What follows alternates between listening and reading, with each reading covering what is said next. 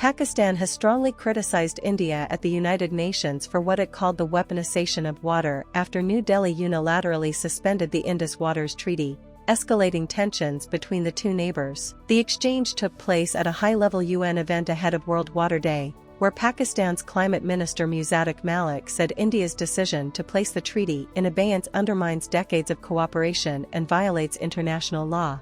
More recently, water, unfortunately, has also become politics. As it is, if you look around and when we look around our region, all we see are the dark clouds of war. So when our neighboring country politicizes water unilaterally by putting into abeyance Indus Waters Treaty, which is a treaty which has been stable for decades, nearly 60 years. All of a sudden, given the geopolitics or the plates of geopolitics shifting, taking this opportunity to unilaterally and illegally putting Indus Waters Treaty into abeyance. We believe that politicizing water is an attack on our civilization, it's an attack on our livelihoods, it's an attack on our economic growth. India's UN envoy Harish Parvathanani defended the move, stating that the treaty would remain suspended until Pakistan credibly and irrevocably ends support for terrorism, an allegation Islamabad has repeatedly rejected. Responding in a right of reply,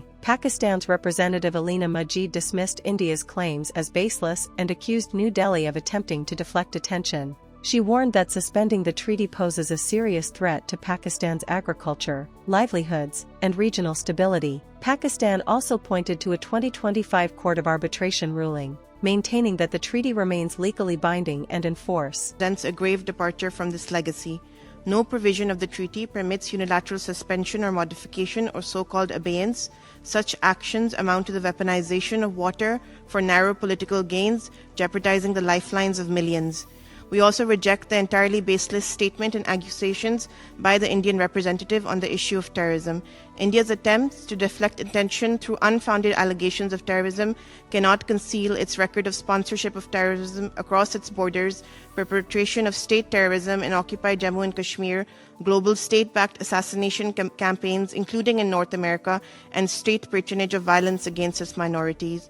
Speaking at the event, Malik highlighted the broader implications of the dispute, noting that nearly half of Pakistan's workforce depends on agriculture, which is directly tied to water availability. For us, water is agriculture. We are an agrarian society which practically exists at the nexus of water and agriculture. About 25 to 30% of our GDP is associated with agriculture. 50% of our employment is related to agriculture, and 100% of our food security is all agriculture. So when we mess with water, we mess with our economic growth, we mess with our food security, and we mess with the livelihoods of people, particularly the poor. That over 61% of the total employment of women is related to agriculture, which means women directly related to water, their freedoms, their economic well-being is all related to agriculture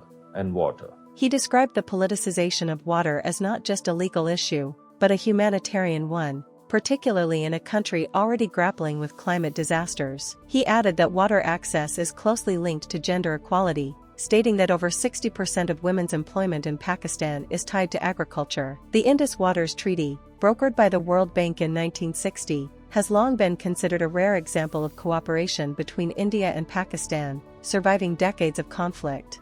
However, India's decision in April 2025 to suspend its participation, following the Pahalgam attack, has pushed the agreement into the center of renewed geopolitical tensions.